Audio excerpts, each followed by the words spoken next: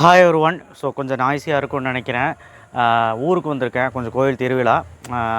அதனால் இன்றைக்கி சரியாக வீடியோ போட முடியாது.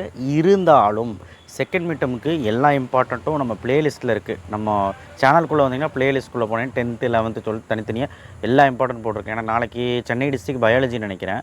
அண்டு 11th ஸ்டாண்டர்டுக்கு ஃபிசிக்ஸ். நேற்றே ஃபிசிக்ஸ் கொஸ்டின் பேப்பரும் போட்டுவிட்டேன், இம்பார்ட்டன்ட் கொஸ்டின்ஸும் சொல்லியிருப்பேன். நேற்று எல்லாமே போட்டுவிட்டேன். முந்தா நேற்றுலேருந்து எல்லாமே கொஸ்டின் பேப்பராக தான் போட்டுருக்குறேன். ஸோ அதனால் அதை நீங்கள் தொடர்ந்து பாருங்கள், எல்லாம் ஓகேவாயிடும். எக்ஸாம்ஸ்க்கு என்னவோ அது படிங்க. சரி, இதை விட முக்கியமான ஒன்று பின்னாடி வருது. அதை சொல்கிறக்காக தான் நான் வந்தேன் இந்த வீடியோவில். ஒரு 3 நிமிஷம் நான் சொல்லிவிட்டு போயிடுறேன். வீடியோவை ஸ்கிப் பண்ணாமல் பாருங்கள்.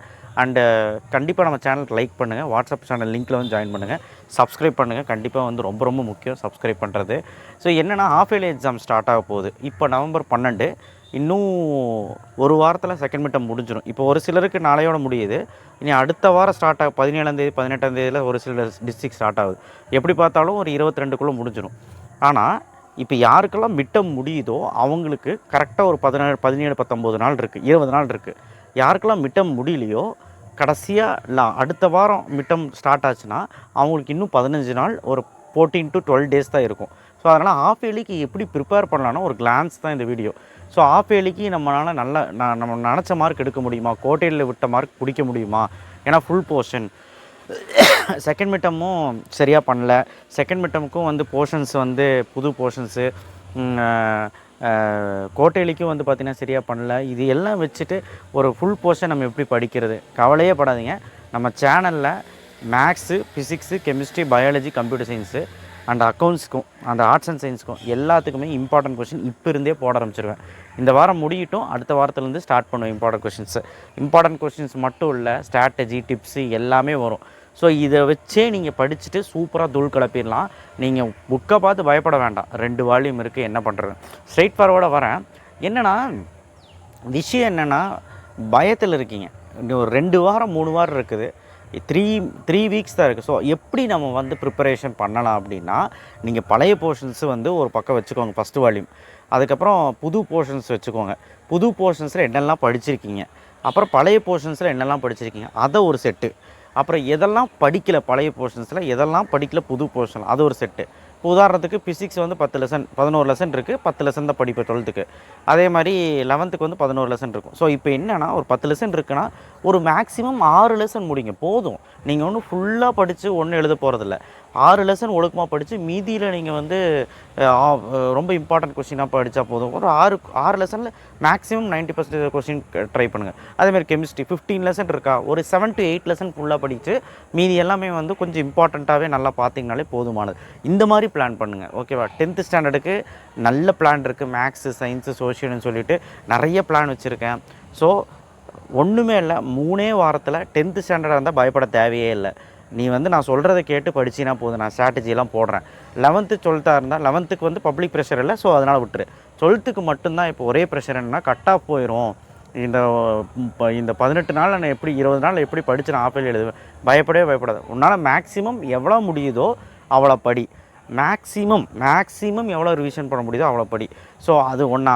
ஸோ கெமிஸ்ட்ரி சொல்லிச்சு. மேக்ஸ் சாப்டர் வந்து ரொம்ப ரொம்ப இம்பார்ட்டன்ட்.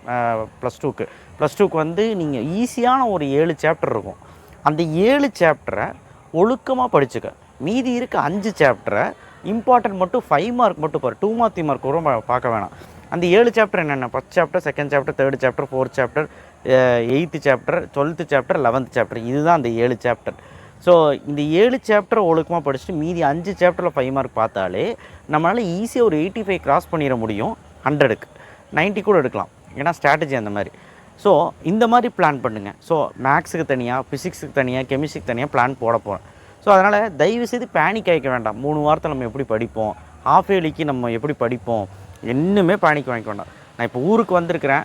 எப்போ நான் வந்து ஸ்டுடியோக்கு போகிறேன், வீட்டுக்கு போகிறேனோ, நான் அங்கே உட்காந்து போர்டில் வந்து எக்ஸ்ப்ளனேஷன் பண்ணுறேன், எந்தெந்த சப்ஜெக்ட்டுக்கு எப்படி முடிக்கணும் அப்படின்னு. ஸோ அது உங்களுக்கு ஈஸியாக இருக்கும். 10th ஸ்டாண்டர்டு பயப்பட வேணாம். நீ படிக்காத லெசன், படித்த லெசன்ஸ் எல்லாம் ஒரு பக்கம் இருந்தாலும் படிக்காத லெசனை அடுத்த 10 நாள் படிக்க ட்ரை பண்ணு. மேக்ஸில் அப்படி தான். முடிக்காத சாப்டர்ஸை முடிக்காத எக்ஸசைஸை முடித்த எக்ஸசைஸை பார்த்துட்டு இருக்காது. கடைசி வாரம் ரிவிஷன் பண்ணிக்கலாம். தமிழ், இங்கிலீஷு, சோஷியல் எல்லாமே அப்படி தான். முடிக்காத ஃபஸ்ட்டு முடிங்க. ஸோ அதே மாதிரி தான் 12th 11க்கு முடிக்காதது ஃபஸ்ட்டு என்னவோ அதை பாருங்கள். இந்த 3 வாரம் என்ன முடியுமோ மேக்ஸிமைஸாக பண்ணுங்கள். ஸோ அதனால் செகண்ட் மிட்டம் அடுத்து நடக்க போகிறவங்க செகண்ட் மிட்டம்க்கே இது பண்ண ஃபோக்கஸ் பண்ணுங்கள். செகண்ட் மிட்டம் முடிஞ்சவங்க ஹாஃப் இயர்லிக்கு தயவுசெய்து இறங்கி ஃபோக்கஸ் பண்ணுங்கள், இதோடு விட்டுறாதீங்க. அவ்வளோதான் நான் சொல்ல வந்தேன். ஸோ அதனால் தயவுசெய்து ஒரு ஒரு ஷெடியூல் போடுங்க. சாயங்காலம் வந்து ஒரு 6:45க்கு நான் படிப்பேன், ஒரு 9:30 முடி படிப்பேன், படிச்சுட்டு அதுக்கப்புறம் காலையில் ஒரு 5 மணிக்கு எந்திரிச்சு 5 to 7 படிப்பேன். இந்த மாதிரி ஷெடியூல் போட்டு படிச்சிங்கன்னா உங்களுக்கு ஈஸியாக இருக்கும். நீங்கள் எந்த விதமான ஷெடியூலில் எந்த விதமான பிளானும் இல்லைன்னா அவ்வளோதான். குவார்ட்டர்லியில் வந்து ரிசல்ட்டு தான் ஹாஃப் இயர்லி வரும்.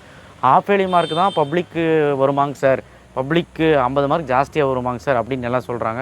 கிடையவே கிடையாது. என்றைக்கு வேணால் பிரேக் த்ரூ கொடுக்கலாம். ஸோ அதனால் ஹாஃப் இயர்லியில் ட்ரை பண்ணு, கண்டிப்பாக முடியும். ஸோ அதனால் நம்ம சேனலை மட்டும் சப்ஸ்கிரைப் பண்ணி வச்சு எல்லாமே பாரு.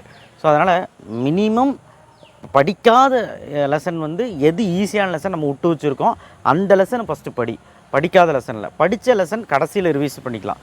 ஸோ அந்த மாதிரி கோ த்ரூ பண்ணுங்கள். இடையில ஸ்கூலில் டெஸ்ட்டு வைப்பாங்க, அந்த டெஸ்ட்டுக்கு கான்சன்ட்ரேட் பண்ணுங்கள், வேறு வழி கிடையாது. அதுக்கப்புறம் ஹாஃப் இயர்லி தான் ஃபுல் அண்ட் ஃபுல் இனிமேல் வந்து இம்பார்ட்டன்ட் கொஸ்டின்ஸ் வரப்போகுது. ஸோ அதனால் கோ த்ரூ பண்ணுங்கள். செகண்ட் மிட்டமுக்கு ஆல்ரெடி இம்பார்ட்டன்ட் போட்டிருக்கேன், கோ த்ரூ பண்ணுங்கள், நம்ம சேனலில் கிடைக்கும். ஸோ அது எனிவே தேங்க்யூ. ஷேர் பண்ணுங்கள், சப்ஸ்கிரைப் பண்ணுங்கள், மறக்காம பெல் ஐக்கான் பிரஸ் பண்ணி இப்போவும் சொல்கிறேன், ஹாஃப் இயர்லிக்கு பயப்பட தேவையில்லை. நம்ம சேனலில் சப்ஸ்கிரைப் பண்ணி வச்சா மட்டும் போதும்.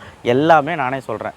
இப்போ நீங்கள் டைம் வேஸ்ட் பண்ண வேண்டாம். மிட்டம் முடிஞ்சவங்க ஹாஃப் இயர்லிக்கு என்னெல்லாம் படிக்கணுமோ, புது போர்ஷன்ஸ் எதெல்லாம் படிக்கலையோ, சரியாக அந்த லெசன்ஸ் படிக்கலையோ அதை படி.